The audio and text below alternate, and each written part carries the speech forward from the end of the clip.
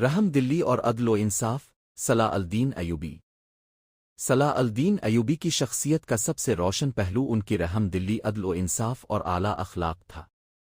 وہ ایک عظیم فاتح ہونے کے باوجود اپنے دشمنوں کے ساتھ بھی انسانیت، انصاف اور برداشت کا مظاہرہ کرتے تھے۔ یہی وجہ ہے کہ مسلمان ہی نہیں بلکہ بہت سے غیر مسلم مورخین نے بھی ان کی شخصیت کی تعریف کی ہے۔ رحم دلی ایک بیت المقدس کی فتح کے بعد حسن سلو 1187 میں جب صلاح الدین ایوبی نے بیت المقدس فتح کیا تو انہوں نے عام قلعہ سے گریز کیا۔ شہر کے باشندوں کو اپنی جان بچانے اور مناسب فدیہ دے کر محفوظ طریقے سے نکلنے کی اجازت دی گئی، جبکہ بہت سے غریب لوگوں کو بغیر فدیہ کے بھی آزاد کر دیا گیا۔ عورتوں، بچوں اور بوڑھوں کے ساتھ نرمی اور شفقت کا برتاؤ کیا گیا۔ یہ طرز عمل 1099 میں ہونے والی پہلی صلیبی فتح کے دوران ہونے والے قلعہ سے نمایاں طور پر مختلف تھا۔ دشمنوں کے ساتھ بھی حسن اخلاق۔ صلاح الدین ایوبی جنگ کو ذاتی انتقام کا ذریعہ نہیں بناتے تھے۔ وہ قیدیوں کے ساتھ اچھا سلوک کرتے، زخمیوں کی مدد کرتے اور حتیٰ کہ بعض مواقع پر مخالف لشکر کو بھی طبی امداد اور ضروری سہولیات فراہم کرتے تھے۔ ان کی اس شرافت نے ان کے مخالفین کو بھی متاثر کیا۔ غریبوں اور کمزوروں کی مدد۔ وہ اپنی دولت کا بڑا حصہ محتاجوں، یتیموں اور مسافروں پر خرچ کرتے تھے۔ مورخین کے مطابق وفات کے وقت ان کے پاس ذاتی دولت بہت کم رہ گئی تھی، کیونکہ وہ اکثر مال اللہ کی راہ میں خرچ کر دیتے تھے۔ علماء کا احترام صلاح الدین ایوبی صلاح الدین ایوبی کی شخصیت کا ایک نمایاں پہلو علماء کا احترام تھا۔ وہ نہ صرف ایک عظیم فاتح تھے بلکہ علم، دین اور اہل علم کے قدردان بھی تھے۔ ان کے نزدیک علماء معاشرے کی رہنمائی کرنے والے افراد تھی، اس لیے وہ ہمیشہ ان کی عزت کرتے، ان سے مشورہ لیتے اور ان کی خدمت کو اپنی ذمہ داری سمجھتے تھے۔ صلاح الدین ایوبی کا تعلق ایک دیندار گھرانے سے تھا، جس کی وجہ سے بچپن ہی سے ان میں علماء اور صالحین کی محبت پیدا ہو گئی تھی۔ حکومت سنبھالنے کے بعد بھی انہوں نے اس عادت کو برقرار رکھا۔ وہ اپنے دربار میں معروف علماء، محدثین، فقہا اور قاضیوں کو عزت کی جگہ دیتے تھے اور ریاستی معاملات میں ان کی رائے کو اہمیت دیتے تھے۔ جنگی مہمات کے دوران بھی صلاح الدین ایوبی علماء کی دعاؤں اور نصیحتوں کو بڑی قدر کی نگاہ سے دیکھتے تھے۔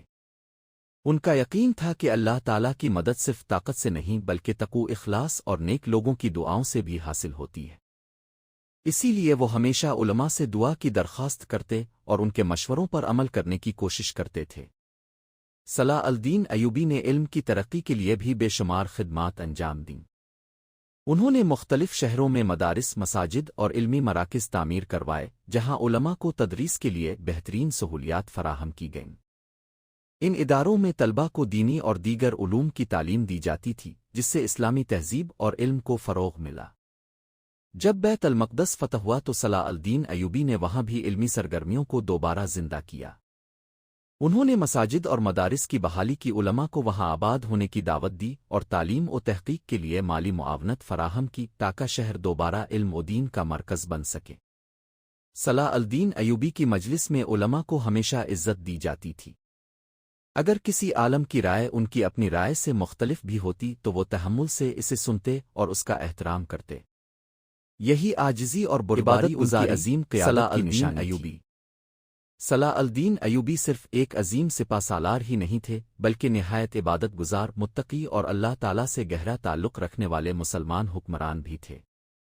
ان کی زندگی اس بات کی مثال تھی کہ حقیقی کامیابی صرف جنگی مہارت سے نہیں بلکہ اللہ کی اطاعت اور عبادت سے حاصل ہوتی ہے۔ وہ 5 وقت کی نماز باجماعت ادا کرنے کا خاص اہتمام کرتے تھے۔ سفر، لشکرگاہ، آمدان جنگ، ہر حالت میں نماز کو اولین ترجیح دیتے تھے۔ تاریخی روایات کے مطابق بیماری کے آخری ایام تک بھی وہ نماز کی پابندی کرتے رہے اور صرف وفات سے چند دن پہلے شدید ذوق کی وجہ سے باقاعدگی سے نماز ادا نہ کر سکے۔ صلاح الدین ایوبی تہجد، ذکر الہی اور قرآن مجید کی تلاوت کا بھی خصوصی اہتمام کرتے تھے۔ وہ علماء اور صالحین کی صحبت کو پسند کرتے اور اپنی کامیابیوں کو اپنی طاقت نہیں بلکہ اللہ تعالیٰ کی مدد کا نتیجہ سمجھتے تھے۔ ان کے نزدیک عبادت صرف ذاتی عمل نہیں بلکہ عدل، امانت اور عوام کی خدمت بھی اللہ کی رضا حاصل کرنے کا ذریعہ تھی۔ ان کی عبادت گزاری کا اثر ان کے کردار میں بھی نمایاں تھا۔ आजिज़ी, सब्र, शुक्र, रहम दिली और इंसाफ उनकी नुमायां सिफात थी। यही रूहानी तरबियत उन्हें दुश्मनों के साथ भी हसन सलूक और मुआफ़ी जैसे आला अखलाक इख्तियार करने पर आमादा करती है। सलाह अल-दीन अय्यूबी की ज़िंदगी हमें ये सबक देती है कि एक मुसलमान की असल क़ुव्वत अल्लाह ताला से मज़बूत ताल्लुक़, नमाज की पाबंदी, इख़लास और तक़वा में है। जब क़ियादत इबादत और तक़वा के साथ हो तो वो न सिर्फ जंगें जीतती है बल्कि लोगों के दिल भी जीत लेती है। वादे की पाबंदी। सलाह अल-दीन अय्यूबी। सलाह अल-दीन अल-अय्यूबी की शख्सियत का एक नुमायां वस्फ़ वादे की पाबंदी थी। वो समझते थे कि एक मुसलमान हुक्मरान की असल ताकत सिर्फ इसकी फौज नहीं बल्कि इसकी क़यादत, अमानत और अपने अहद की पासदारी है। इसीलिए वो अपने किए हुए वादों और मुआहदों की हदा अल-इम्कान पाबंदी करते थे, चाहे इसमें वक्ती सियासी या अस्करी नुकसान ही क्यों ना नजर आता। मुअर्रिखीन ने भी उनकी इस सिफत को उनकी अज़मत की अहम वजह करार दिया। वादे की पाबंदी की नुमायां मिसालें। 1. मुआहदों की मुकम्मल पासदारी। सलाह अल-दीन अय्यूबी जब किसी दुश्मन या हलीफ के साथ सुलह या जंग बंदी का मुआहदा करते तो इसकी पूरी दियानतदारी से पाबंदी करते। वो इस वक्त तक मुआहदा नहीं तोड़ते थे जब तक दूसरी जानिब से इसकी खिलाफ वर्जी न होती। यही वजह थी कि दोस्त और दुश्मन दोनों उन पर एतमाद करते थे। 2. फहर बैत अल-मक़दस के बाद वादे पूरे करना। 1187 में बैत अल-मक़दस की फतह के बाद उन्होंने शहर के ईसाई बाशिंदों को जान और माल के तहफ़्फ़ुज़ और मुकर्ररा फ़िदिया अदा करने वालों को महफूज़ तरीके से लेकर जाने की इजाज़त दी। उन्होंने अपने ऐलान पर अमल किया और आम इंतकाम से गुरेज़ किया, जिससे उनकी वदा वफ़ाई हो गई। 3. दुश्मन के साथ भी दियानतदारी। सलाह अल-दीन अय्यूबी दुश्मन के साथ किए गए वादों की पासदारी करते थे। उनका मशहूर कौल नक़ल किया जाता है कि अगर हम अपने किए हुए वादे पूरे न करें तो दोबारा कभी एतमाद नहीं करेंगे। यही उसूल उनकी क़ियादत का अहम सुतून है। इस्लामी तालीमात पर अमल। सलाह अल-दीन अय्यूबी कुरान और सुन्नत की तालीमात से गहरी वाबस्तगी रखते थे। इस्लाम में अहद व पैमान को पूरा करने की सख्त ताकीद की गई है और उन्होंने अपनी अमली ज़िंदगी में इस हुक्म को नाफिज करके दिखाया। इसी वजह से उनकी दियानतदारी और सच्चाई की शोहरत मुसलमानों के साथ साथ उनके मुखालिफिन में भी थी। सबक।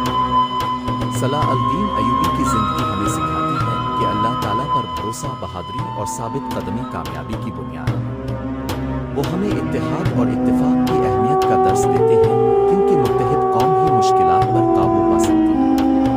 उनकी सीरत अदल, रहम दिली और आला अखलाक के साथ हर इंसान के साथ इंसाफ करने की तरगीब देती है। उन्होंने साबित किया कि एक अजीम रहनुमा अपनी ताकत के साथ आजिज़ी, सादगी और खिदमत खुद को भी अपनाता है। सलाह अल-दीन अय्यूबी की ज़िंदगी हमें दीन की खिदमत, हक़ की हिमायत और हर हाल में नेकी पर कायम रहने का सबक देती है।